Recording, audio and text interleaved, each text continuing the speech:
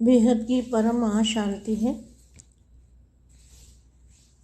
बेहद के हिम्मत और उल्लास में रहने वाले बच्चे, हर परिस्थिति में श्रेष्ठ स्थिति में रहने वाले, प्रकृति के सर्व आकर्षणों से परे रहने वाले, रूहानी बाप के रूहानी आकर्षण में रहने वाले, रूहानी आकर्षण मूर्त, सदा निश्चिंत और निश्चय बुद्धि, बाप के सदा साथी, सर्व के सदा स्नेही और सहयोगी, ऐसी बेहद की आत्मा को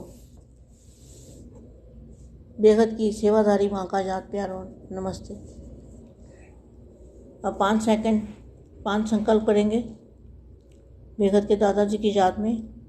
पूरे मल्टीवर्स में चुंबकीय शक्ति, एनर्जी, पावर, पारस की शक्ति कण कण में भरेंगे ताकि परिवर्तन जल्दी हो। और खुद ऐसा सोचेंगे कि हमारे ऊपर बहुत ही पावरफुल फुहारे की तरह दादाजी के मस्तक से फुहारे की तरह लाइट आ रही है हमारे सिर के ऊपर, हमारी आत्मा में। हमारे चारों ओर प्रकाश ही प्रकाश है, एकदम दूध जैसा प्रकाश चारों ओर फैला हुआ है। और 5 संकल्प करने हैं बेहद की परम महाशांति की।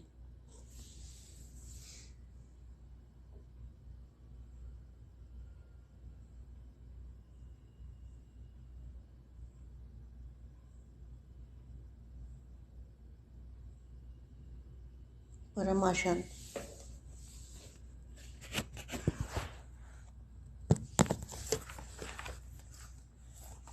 ईश्वर के साथ का और लगन की अग्नि का अनुभव। सब ईश्वर के साथ का अनुभव करते हैं।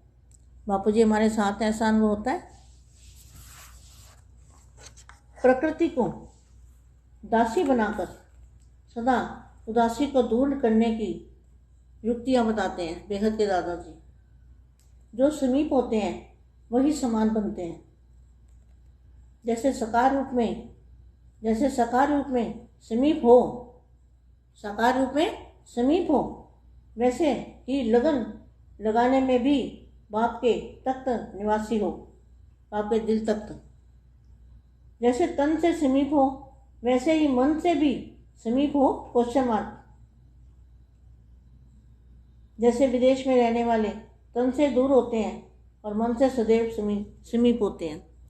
जो मन से समीप है वही बाप समान बन सकता है, चाहे वो दूर रहता है या समीप रहता है, लेकिन मन से साथ में हो, मन से जुड़ा हुआ हो, मन से हमेशा दादाजी के साथ हो, साथ का अनुभव करने वाले क्या और लगन की अग्नि अनुभव करने वाले ऐसी आत्माएं।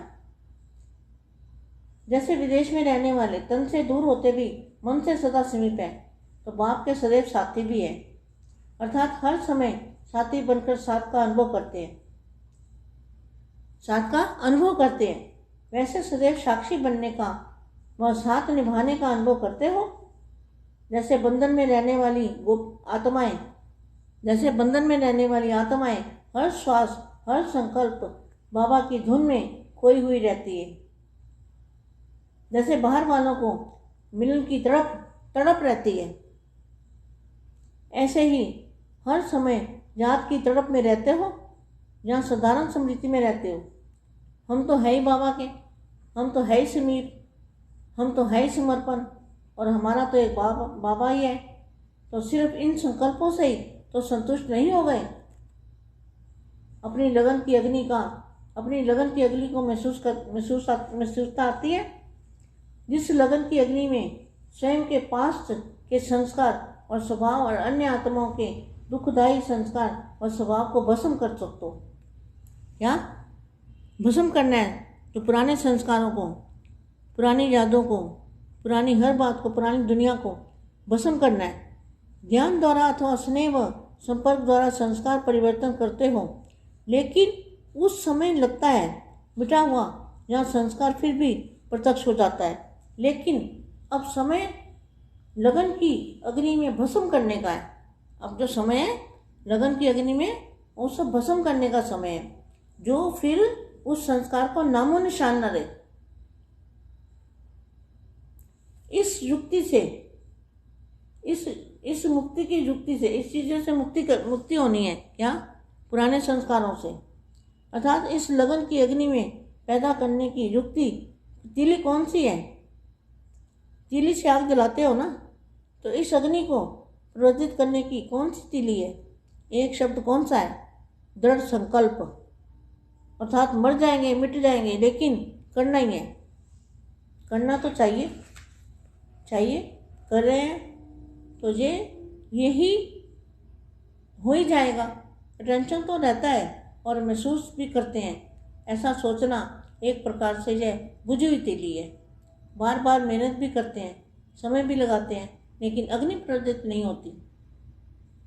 कारण यह है कि संकल्प रूपी बीज दृढ़ता रूपी सार संपन्न नहीं है, अर्थात खाली है।